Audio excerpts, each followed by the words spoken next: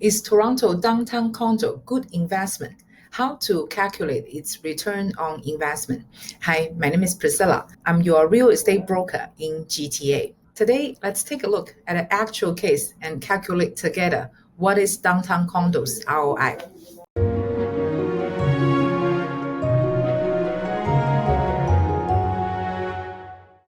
This is a downtown condo, 1+1, very close to University of Toronto. We take this as example because we all know that in downtown Toronto, there are couple areas that's very popular.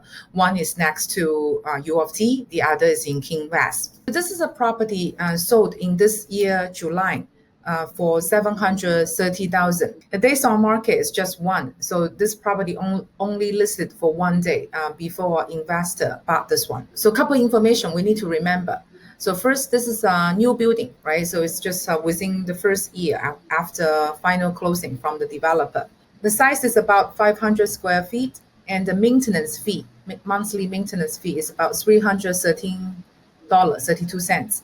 The contract was signed on July 21st, and the final closing day is August 18th. This purchase is an investor because right after closing on August 26th, just about a week later, this property, after lease for less than a week, it was rented out for $3,000.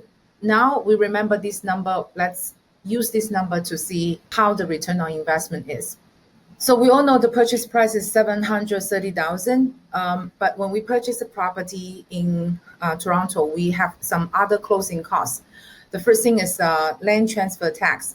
You can visit my website, PriscillaHanRealty.com, and if you go down mortgage and you choose mortgage calculator, you will get a look on how the mortgage is calculated and how much is the land transfer tax.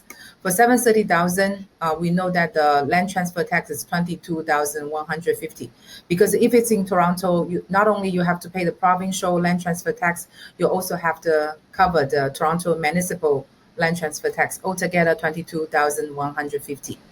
You also have some lawyer fee. So I put down roughly $3,500.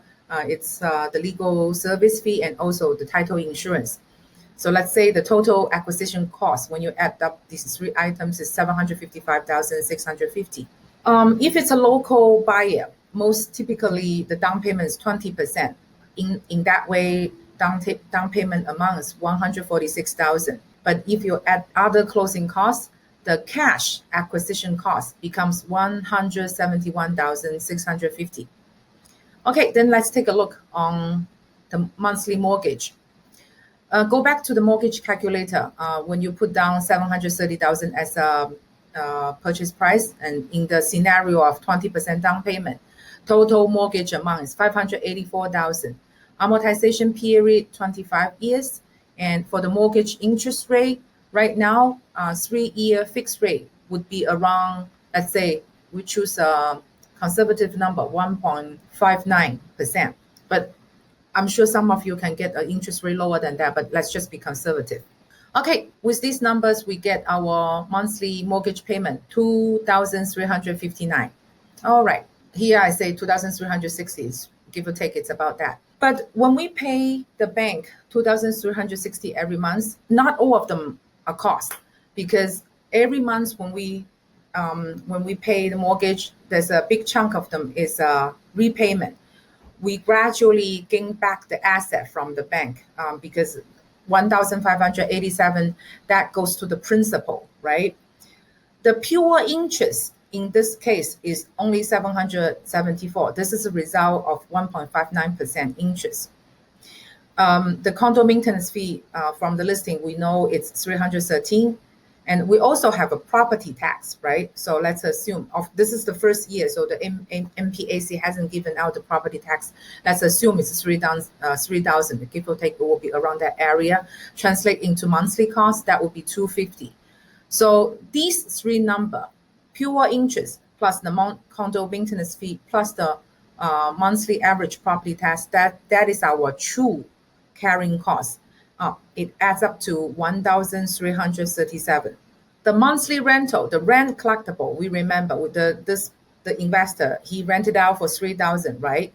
When we subtract this carrying cost, 1,337 from the 3,000. Our net income, which is the rent minus carrying cost, is $1,663. So what is our net rental yield? Net rental yield is calculated by using the annualized rental income minus all the carrying costs in a year, and then the result divided by property total acquisition cost. So that gives up the number 2.6%. So this is our net rental yield. This number is actually quite high. I just take a couple cities example. So if you use those top tier Asian cities such as Hong Kong, Beijing, or Shanghai, those are very easily around just 1%. So the 2.6% is actually quite high. Not to mention, I really want to point it out, the rental we realized 3,000. This is still reflect the impact from COVID. So of course we are recovering really quickly from COVID, but still it's not as good as before COVID happens. There actually is still an upside if it's in a normal situation. Okay, so this is the net rental yield. But remember, when we talk about investment, there are actually two aspects. One is net rental yield. Another is capital gain. We did not talk about capital gain here. In the past couple years, apart from the COVID impact, Toronto downtown condos capital increase year after year is about 8-9%. So if you combine the two aspects together, many of you might draw a conclusion that it's actually quite good investment. Okay, so let's also talk about the cash flow. So some of you might say, well, even though the carrying cost is only 1,337, but I do need to pay the principal. That is also my cash outlay. If you add this up to the monthly principal repayment, your total monthly cash outlay, I shouldn't call it cost, it's actually cash outlay, altogether is $2,923. But your rent is 3,000, right? So afterwards, every month your cash flow is positive. You have $77 every month as a result of this investment. It's actually quite good. With only just 20% down payment, you already realize positive cash inflow.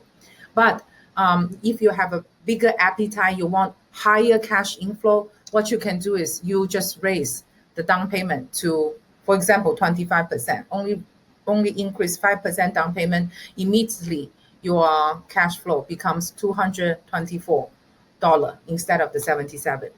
Okay, so this is pretty much how the status of our Toronto downtown condo rental yield performance and the way how we calculate it. If you want to get this calculator, let me know. I already set up all the formula. You can plug in your own number and get a sense. And if you have any recent purchase plan, I can customize the property search for you to include not just those from MLS, but also some great deal off market properties. See you in next video.